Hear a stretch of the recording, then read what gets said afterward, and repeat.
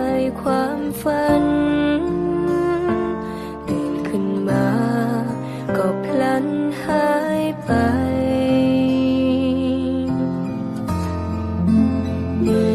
ดังของที่ขอยืมมาในไม่ช้าต้องคืนเขาไปดังของที่ขอยืมมาในไม่ช้าต้องคืนเขาไป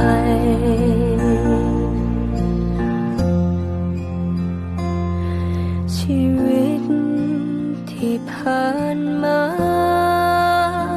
เหมือนภาพลวงตากลางทะเลทรายสักวันต้องไปสู่จุดสลายทำไมจะต้องไปผูกพัน